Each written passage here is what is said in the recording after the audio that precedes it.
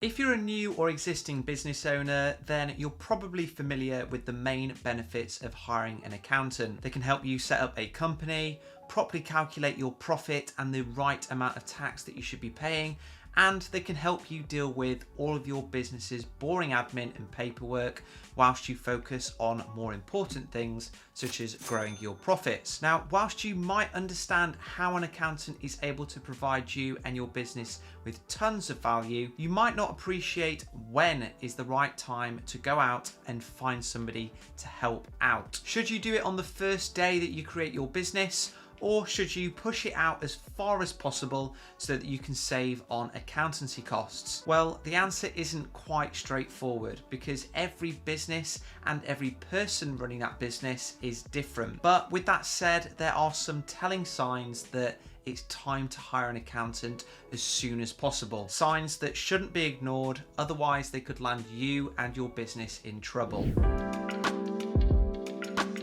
One of the earliest signs that it's time to hire an accountant is if you're unsure as to whether you should run your business as a limited company or as a sole trader. Although there are hundreds of videos that explain the differences between the two and then explain which is arguably the better, the truth is that the right option for you is going to largely depend on your own personal circumstances, which a random video on YouTube isn't going to know when dishing out advice. So if after doing your own research into sole traders and limited companies, you're still feeling lost and overwhelmed, it may be time to turn to the one person that can definitely help advise on which option is better for you and even set everything up for you. That's your accountant. Choosing your business type and then setting it up properly is a part of the process that is really important to get right. So if you don't feel confident in this area after doing some reading online, it's probably time to go out and find an accountant. After you've set up your business, you're going to have to meet a number of legal requirements moving forwards, some of which aren't actually that easy to remember and could result in a penalty if they're not met on time. As a business owner, you're expected to regularly keep on top of tasks such as recording all your income and expenses, notifying HMRC and Companies House if there are any changes to directors and shareholders' circumstances, filing annual returns, amongst many others. Whilst there are sites out there that will tell you exactly what forms you need to file and when, if your business is quickly growing, you have to question whether keeping on top of all of these and filling everything out yourself is really worth you losing your time and focus in order to save a few pennies on an accountant. In itself, filing annual statements and keeping on top of all of your own income and expenses, that's not particularly difficult once you know what you're doing, but it does take time to do properly. So if you get to a point where you feel that keeping on top of all of your filing requirements is distracting you and it's stopping you from being able to focus fully on your business, it's worth hiring an accountant to get them to take that workload and many other things off your hands. And not just because of the time it will save you, but also for the assurance that what is being filed is actually correct and free from errors.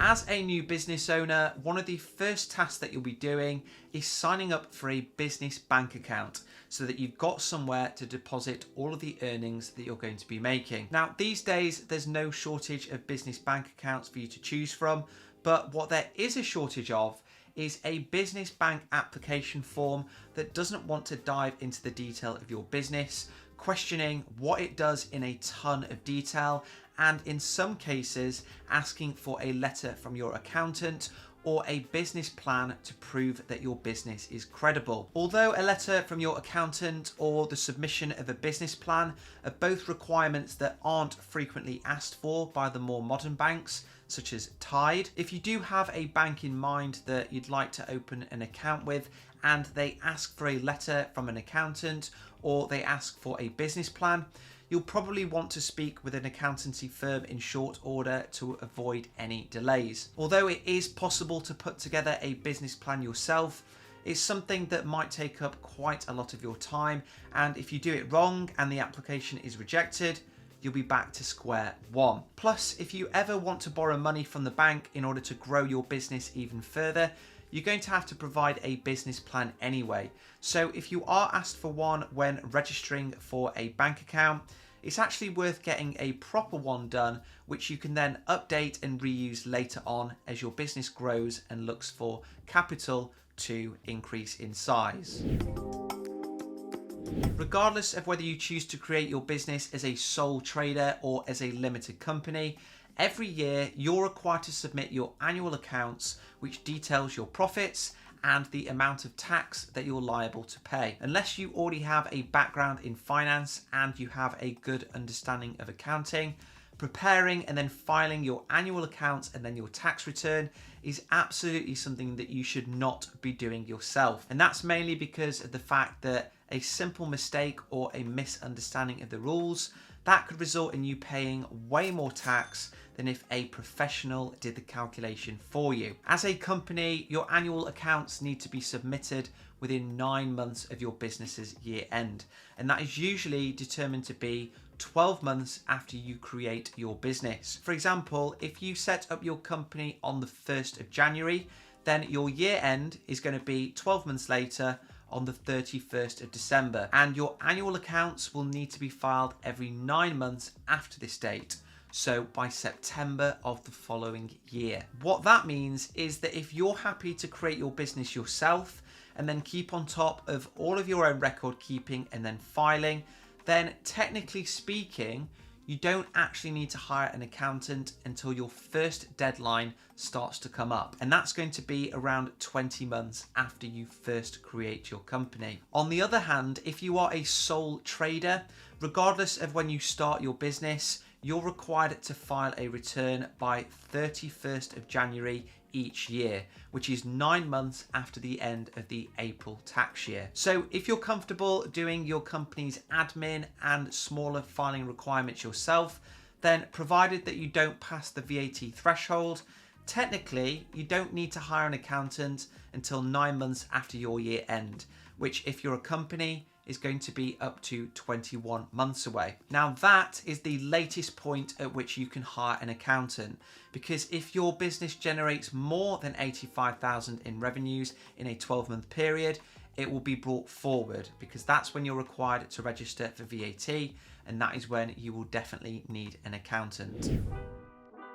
If your business passes the £85,000 VAT threshold, then you have just 30 days to hire an accountant and then register for VAT. Otherwise, you'll be faced with a fine. Registering for VAT and then filing quarterly VAT returns, that is not something that I would recommend doing yourself. So if you haven't hired an accountant yet and you are getting close to that threshold, I'd advise that you speak with an accountant ASAP. Accountants undoubtedly provide you and your business with a ton of benefits and savings, particularly when it comes to paying your taxes and avoiding fines and penalties. Whilst there isn't an immediate legal need to hire an accountant as soon as you create your business, regardless of how confident you are in record keeping and business creation, it's actually still worth introducing yourself to an accountant early on so that you can narrow down who you'd like to hire when the time comes and also discuss pricing. Some accountants charge the same for supporting your business, regardless of whether you hire them on day one or the day before your financial accounts are due. And that's why I'd advise you to speak with one now, make them aware of your circumstances and understand what the pricing structure looks like. An accountancy firm that I'd recommend that you get in touch with, regardless of what stage you're at, is Awesome, and they are a digital accountancy firm that are currently offering £100 off all of their packages and also providing a free strategy call which you can use to get initial advice on whether you should go down the limited company route or the sole trader route. If you do decide to hold off on contacting an accountant until the last possible minute, so the earlier of 21 months after you make your company or when you pass £85,000 in revenues, make sure that you record all of your income and expenses, and you remember to open any letters that come through the post addressed to you and your company. If you have any questions about hiring an accountant or when to do so, Let me know in the comments, and I'll see you guys next time.